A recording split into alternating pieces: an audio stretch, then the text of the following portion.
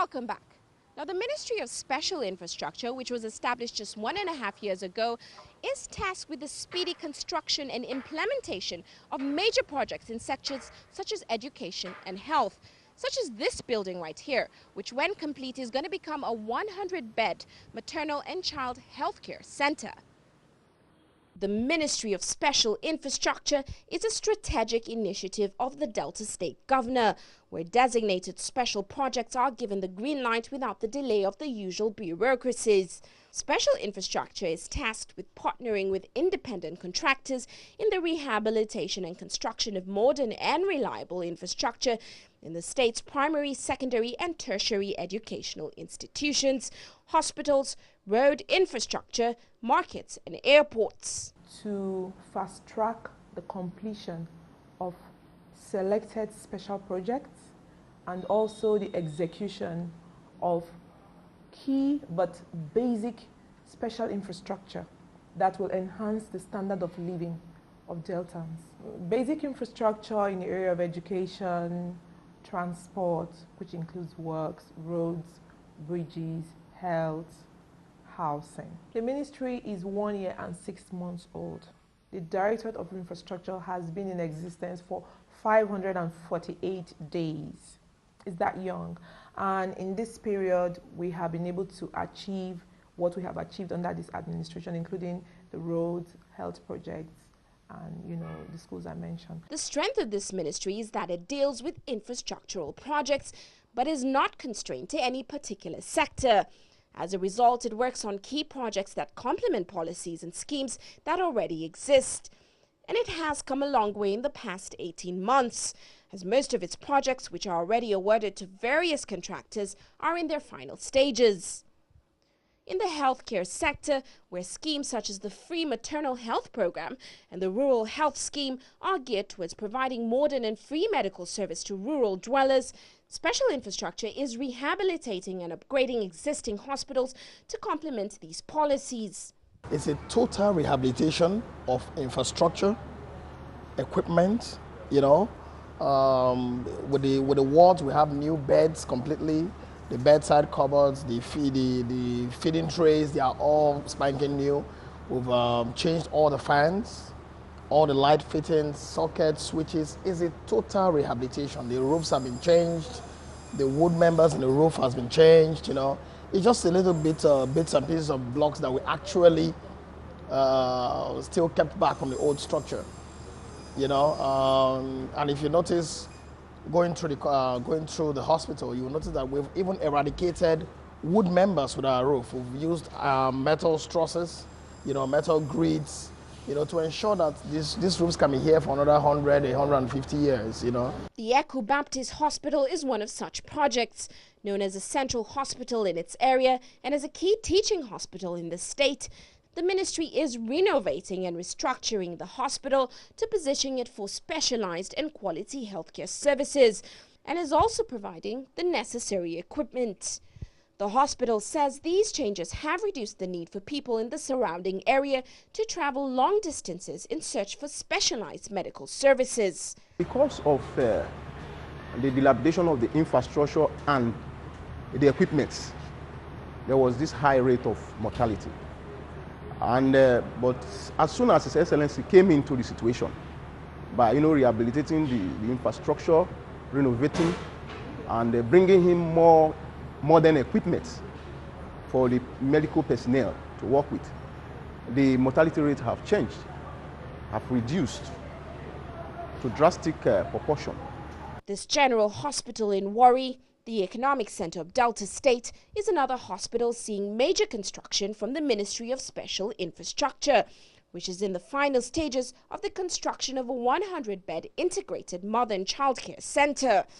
This new center will aid the hospital to accommodate the growing number of new mothers who are benefiting from the free maternal health programs introduced by the Ministry of Health.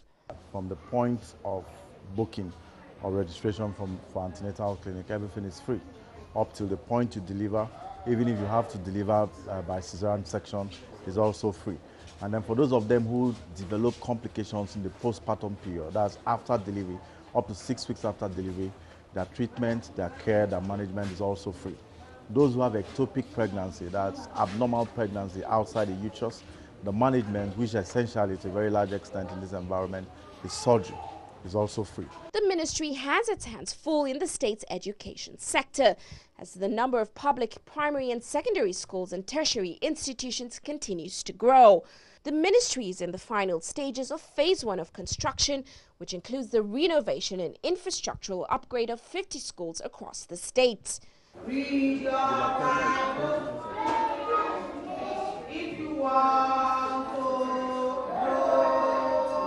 mandate is for 60 schools.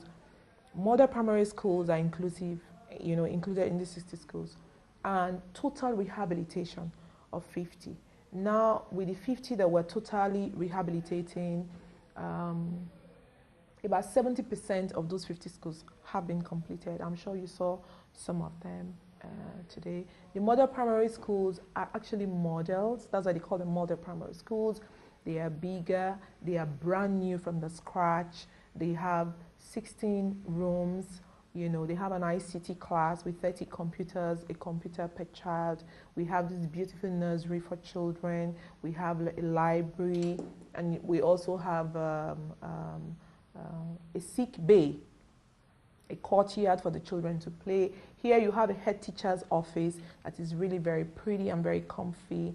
You have a big sporting field for children for sporting activities. So it's really the model. The idea by this administration is to create a very conducive environment for our children and the teachers to learn and to teach. Like this small town called Agbor, where education institutions like the Baptist Girls' School are undergoing 100% rehabilitation.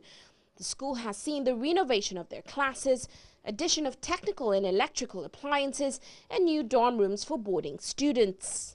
In enrollment, particularly, being a new mission school, we didn't really expect the number we got, but I believe it's because of the environment.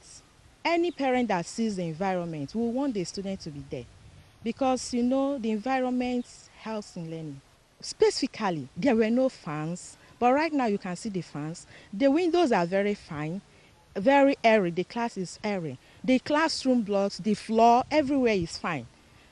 Everywhere is fine, perfect for learning. And we now have whiteboards and the markers. So the teacher doesn't have to look dirty again because of the chalk and all that. So we like it.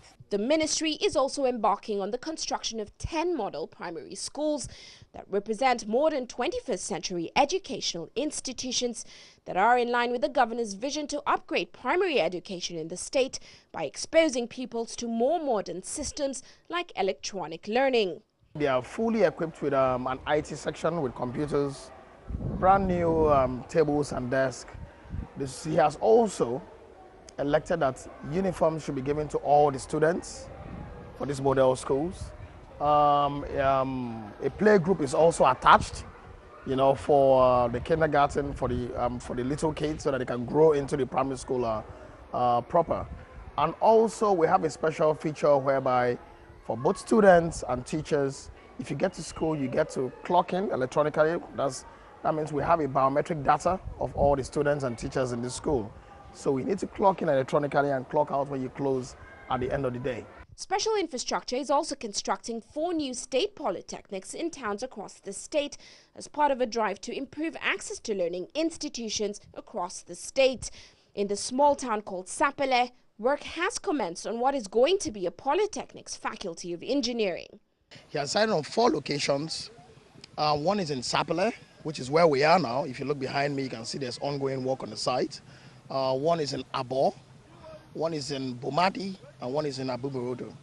As we speak, we have mobilized to sites in Sapele and Abo.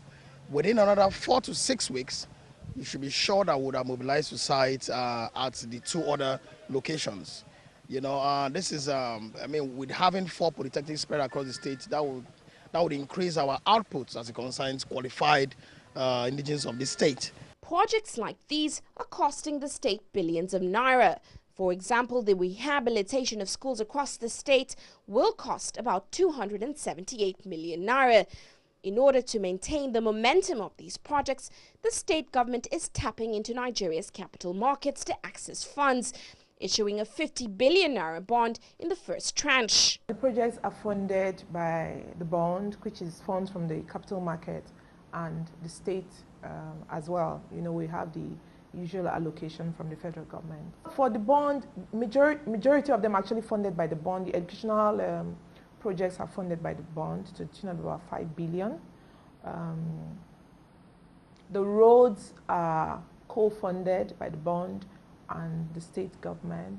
As a result of these funds, the ministry has been able to embark on massive road infrastructure projects, including the installment of 30 bus shelters and city bus terminals across the state.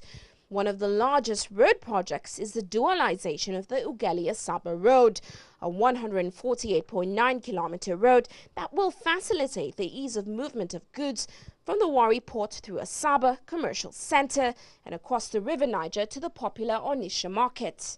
Actually, we have started in 2009.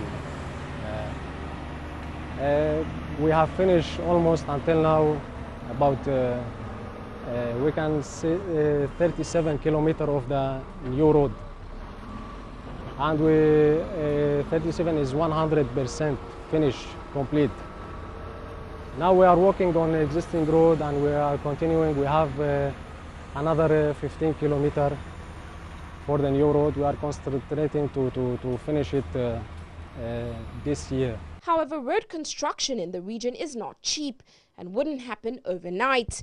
The swampy delta terrain makes the construction of roads like this 23-kilometer road in Sapele expensive and longer to execute. It is built by filling the road path with sand and features 23 bridges that create this long stretch of road. But road projects like these have done a lot to connect rural communities that could only be accessed by boats in the past. The major landmark, the major significance is that this is a road linking a community that a car has never driven into. That's major. And this is not the only one. You know, in the other state, we have about 2-3 roads like that leading to communities that in the history of those communities, a car has never driven to those communities. You know, so you know the economic significance of having transportation, you know, on land, you know, to communities, to increase the economic value of that area. Even for the road alone, of course, you have the setbacks on the road has land masses that will now be developed. The value, you know, already down this road, there are tank farms that never existed here before. The state's effort to rehabilitate and develop its infrastructure is a feat which has not gone unnoticed. World Bank officials visiting the state last year commended Delta State for its road, healthcare and power sector development projects and pledged to partner with the state to improve the living standards of its people. As you can see behind me, Delta State is buzzing with business activities. But getting the infrastructure needed is a major part of the equation that's missing, something the state government says it's working on now.